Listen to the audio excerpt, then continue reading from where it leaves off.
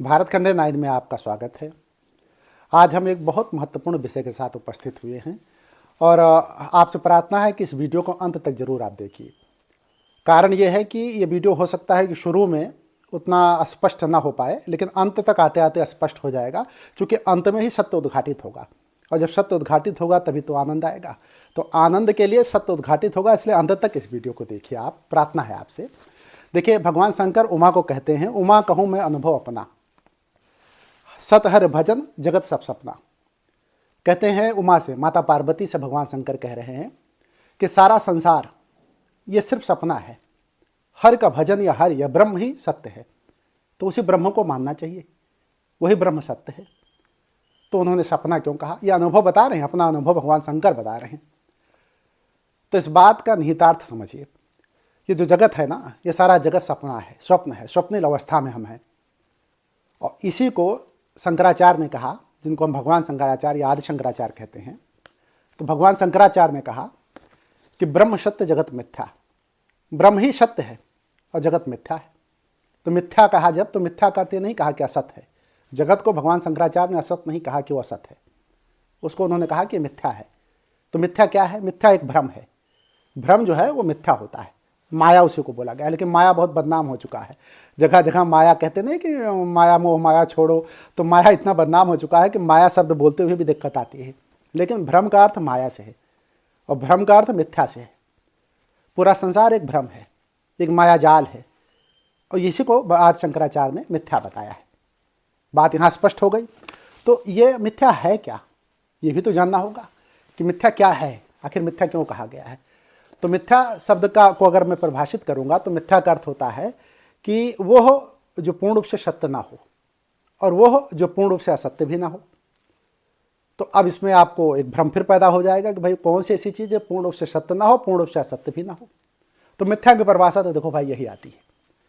अब उसका उदाहरण मैं दे रहा हूँ यहाँ। जैसे दर्पण है, तो दर्पण में प्रतिबिंब आपको अपना दिखाई पड़ता है, या कोई भी प्रतिबिंब दिखाई पड़ता है। तो चूंकि प्रतिबिंब दिखाई पड़ता है तो प्रतिबिंब तो सत्य है ना, दिखाई पड़ रहा है। तो प्रतिबिंब अगर सत्य वो दिखाई पड़ रहा है तो असत्य तो नहीं हो सकता, लेकिन वो वास्तविक भी नहीं है। जो भी शीशे में या दर्पण में चीज़ दिखाई पड़ रही है तो उसको आप जो है सत्य तो नहीं कह सकते ना। तो क्या है वो? असत्य भी नहीं है, सत्य भी नहीं है। असत्य इसलिए नहीं है कि वो वास्तव में काल्पनिक है, वास्तविक नहीं है। तो काल्पनिक चीज को ही हमने जो है सत्य मान लिया, ये इसलिए उसको हम कह सकते हैं ना पूर्ण रूप से सत्य है और न पूर्ण रूप से असत्य है। वो है क्या फिर? वो मिथ्या है। जैसे आप शीशे के सामने से हटेंगे ना, प्रतिबिंब आपका गायब हो जाएगा, और जैसे आप शीशे के सामने आएंगे प्रतिबिंब आपका आ जाएगा।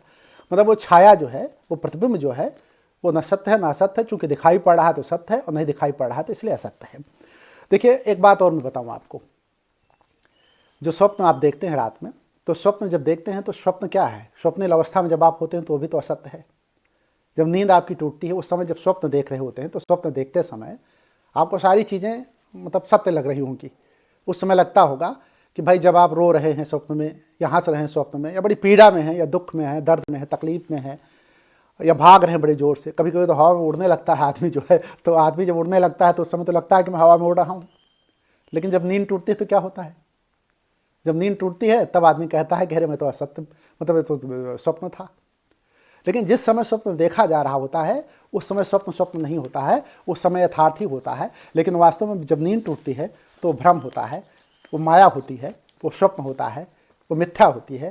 तो इसलिए वो सत्य नहीं होता, लेकिन उस समय सत्य जैसा आभासित होता है। यहाँ स्पष्ट हो गई बात ये।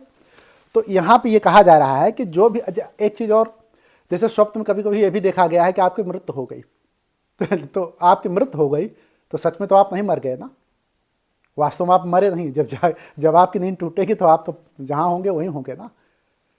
तो इसलिए स्वप्न जो है वो भ्रम है, माया है, मिथ्या है। ठीक उसी तरीके से जब आपकी नींद जब टूटती है तो वह जगत, जिस जगत में आप स्वप्न में रहते हैं, नींद टूटने के बाद पता चलता है कि वो जगत मिथ्या है। ठीक उसी तरीके से जब आप इस संसार में हैं तो अभी आपको सत्य प्रतीत हो रहा है, ये सत्य है। लेकिन जब आप ज्ञान प्राप्त कर लेंगे, मतलब ज्ञान की उच्चता में पहुंच जाएंगे, चेतना के उच्चतम अवस्था में पहुंच जाएंगे, तो उस समय सही मायने में आपकी नींद टूटेगी। किस जगत से नींद टूटेगी? जब उस ब्रह्म का आपको जो है पता चल जाएगा तो उस समय आपकी नींद टूटेगी, और जब नींद टूटेगी तब पता चलेगा कि आप स्वप्न में थे, आप ये सब पूरा संसार मिथ्या था, पूरा संसार भ्रम था, तो उस समय आपको पता चलेगा। तो इसलिए मैं कह रहा हूँ कि संसार भ्रम है, मिथ्या है। तो अब आगे देखिए जो है ये भ्रम क्या है, भ्रम ही माया है। जो कुछ प्रपंच दिख रहा है, जितना कुछ भी जो कुछ भी प्रपंच दिख रहा है, जगत में जो भी प्रपंच हो रहे हैं, उठना बैठना खाना पीना दौड़ना मौत मिट्टी लोगों का मरना जीना, ये सारा प्रपंच जो कुछ भी हो रहा है ये माया है, और ये माया से ही उत्पन्न हुआ है सब।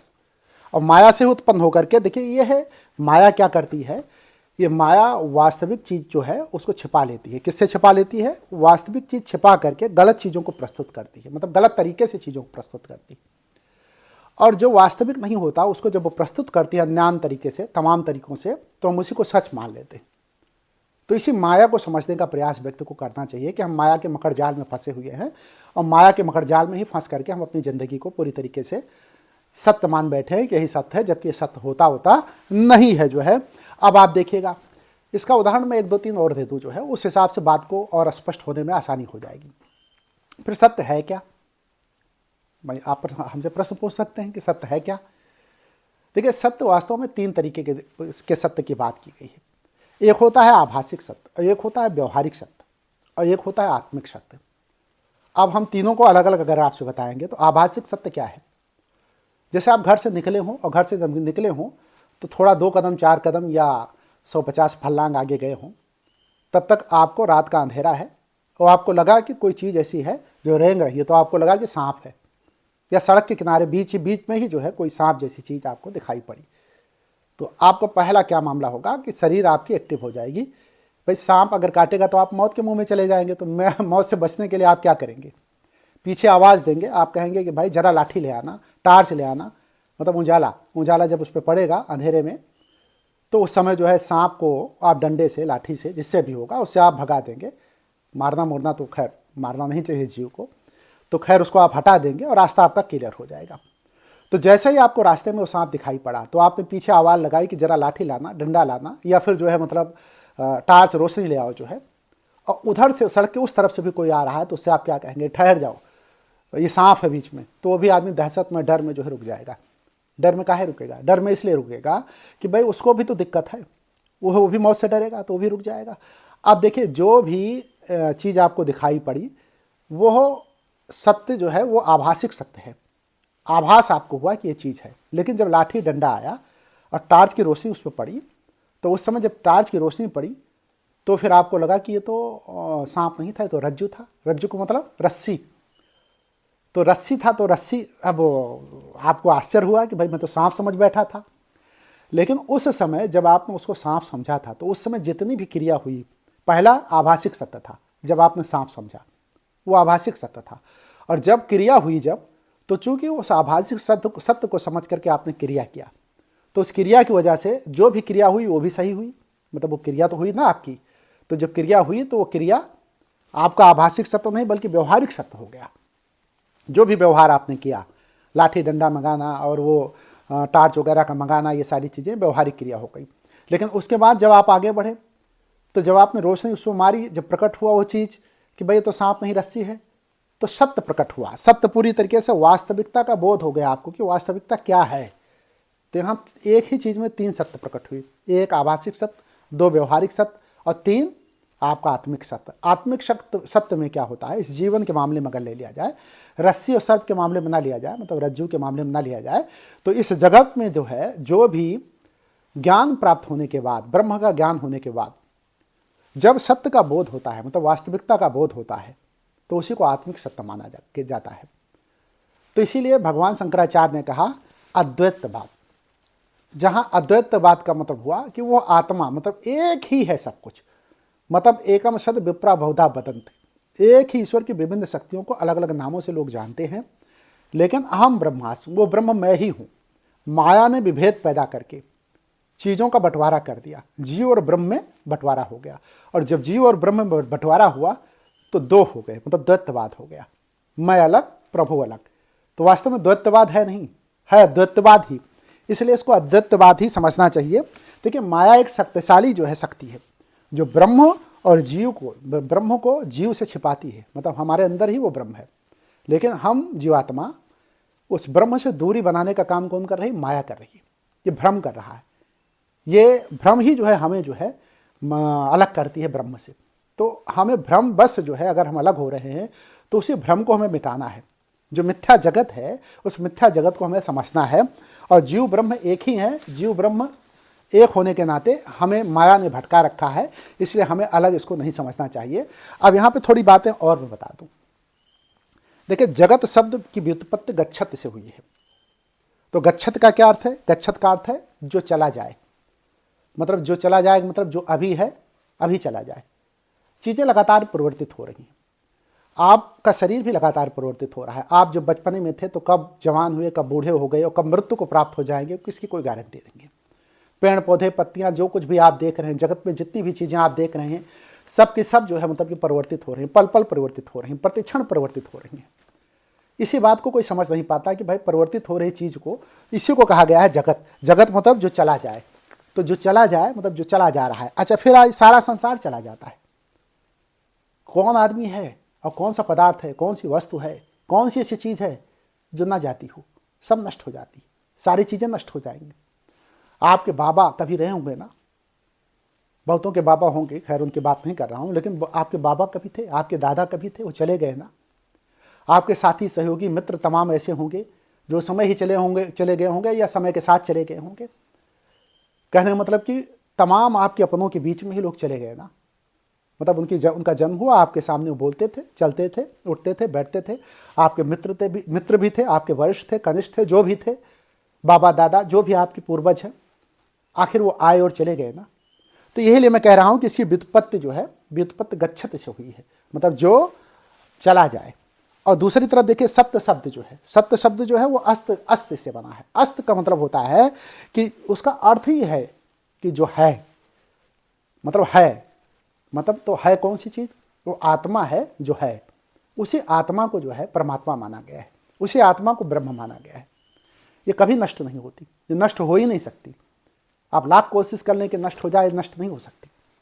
न जायते मिन्नते कदाचिन्नायम भूत्वा भवता व न भूया अजो नित्य शाश्वतोयम पुराणो न हन्नते हन्न माने शरीरे। गीता अध्याय 2।